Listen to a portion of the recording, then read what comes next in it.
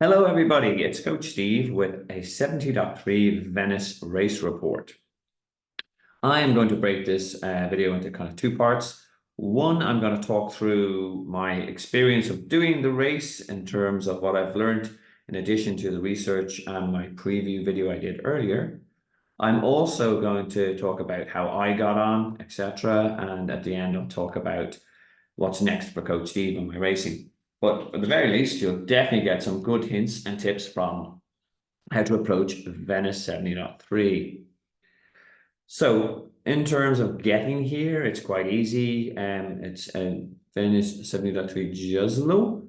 I hope I haven't mispronounced that too badly. Easy enough to get here from Venice Airport. We took a taxi, which I think was roughly around 120, 30 euros between four of us, and we all got all the bike boxes in. Perfect. One thing to notice about the venue is that it is actually in off-season, Jazlo.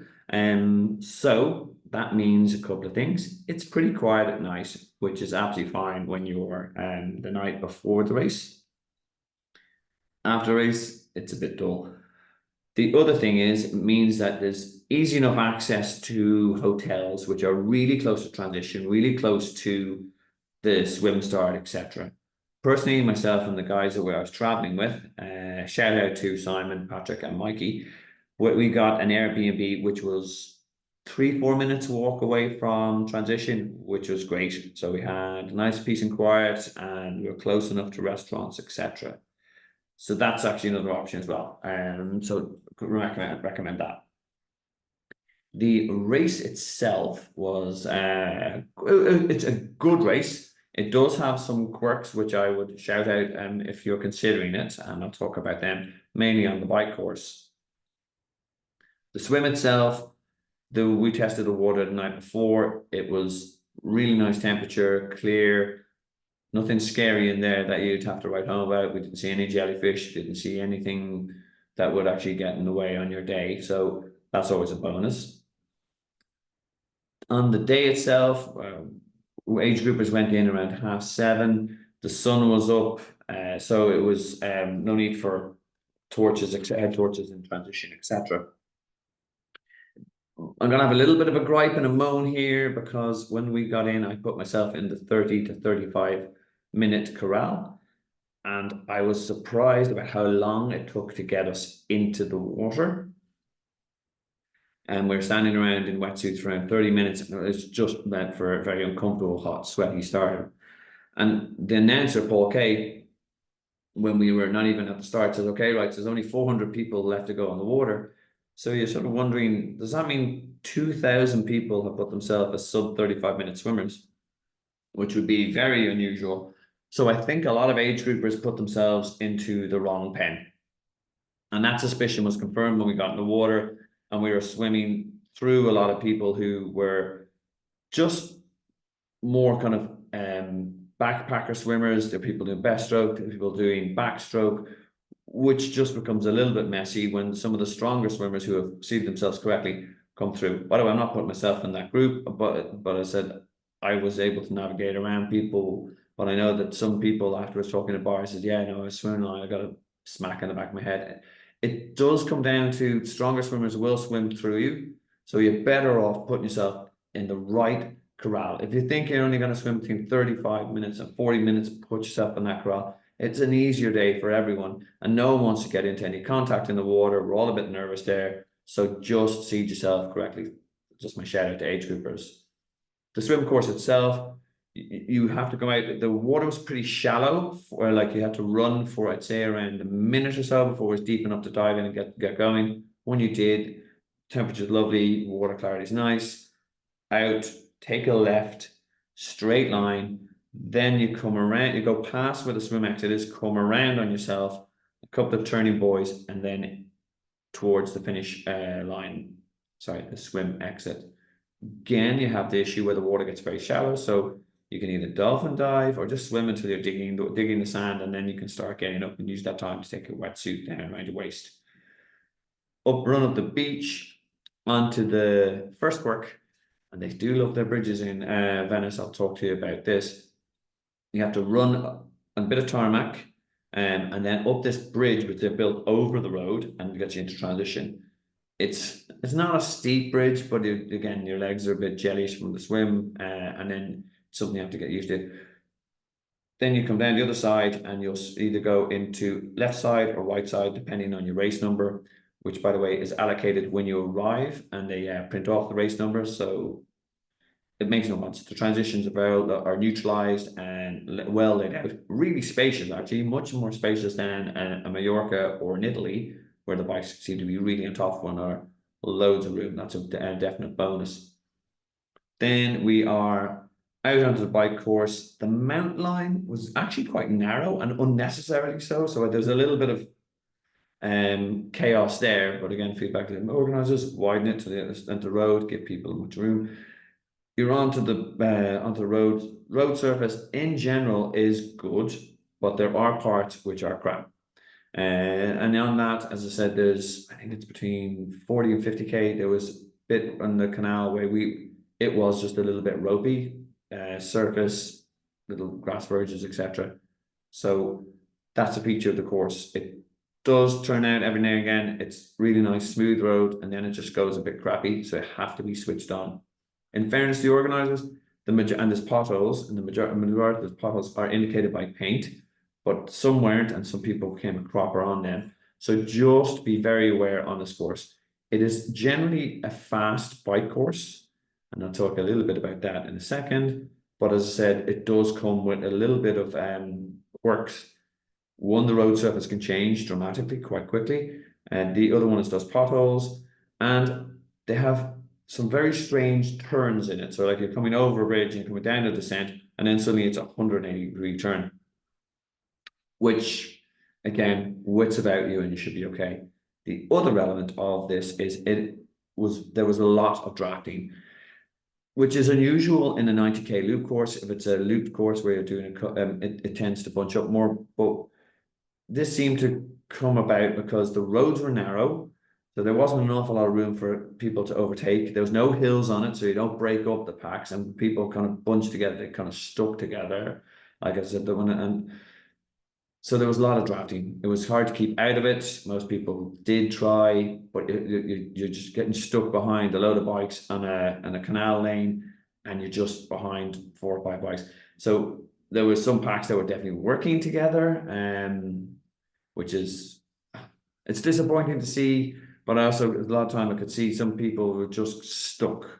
But again, that's just part of the course. It was actually, just be aware. And again, what happened there is if someone hits one of those potholes I've mentioned earlier, you get 4 or 5 people taken down. So if you can, keep your nose clean. But again, it's a crowded course. There's 2,500 cyclists out there, and there's narrow roads.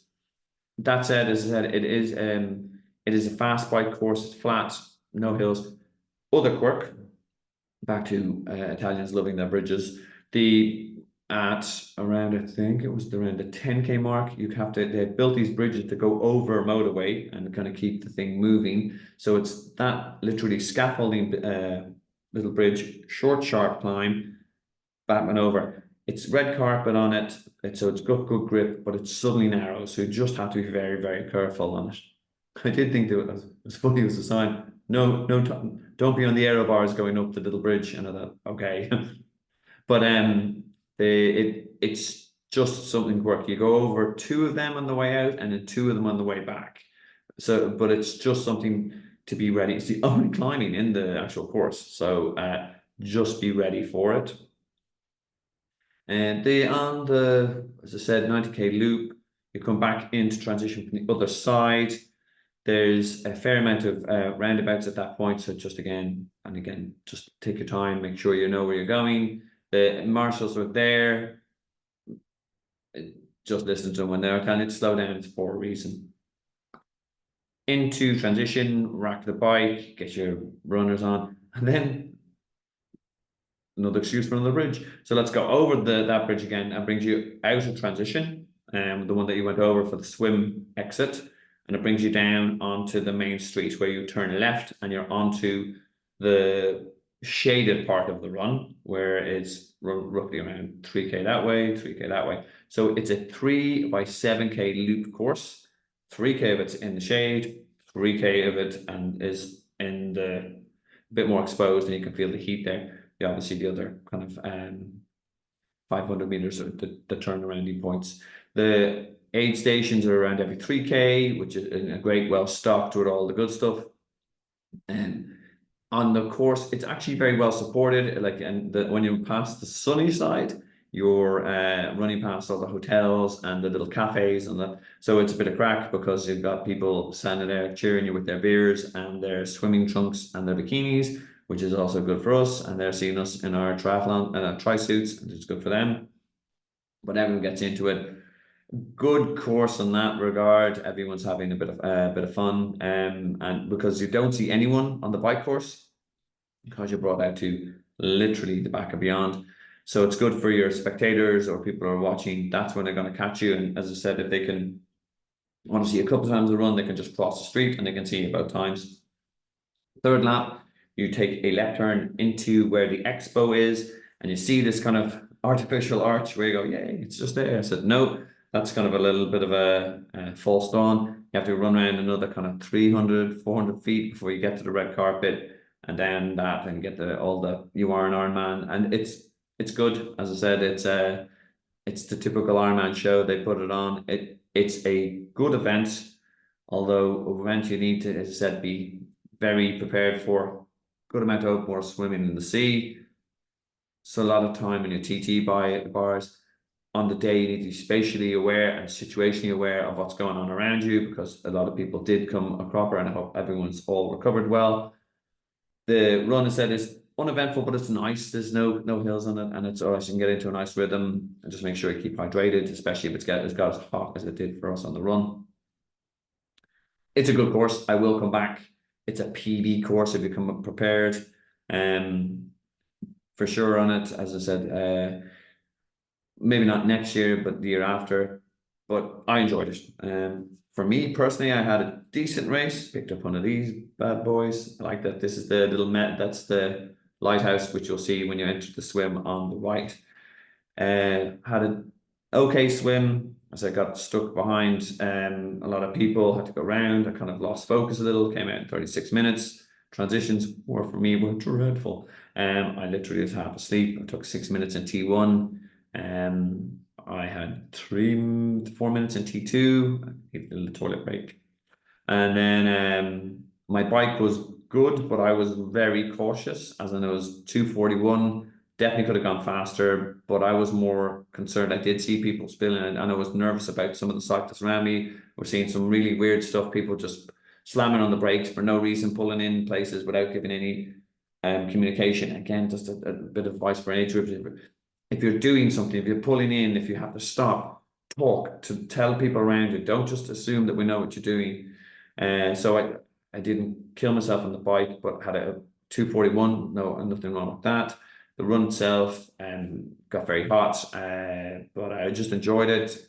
To 151 run overall, 521. Happy enough with that. I didn't turn up a huge amount of training in the block, so a new course, a new location. So I enjoyed it. We'll come back. So by the way, if you're enjoying this and find it useful, please like and subscribe. It helps the channel. And again, I do more course reviews. I do more training tips, swim, bike, run, my equipment reviews, etc. So if anything triathlon, I'm your man.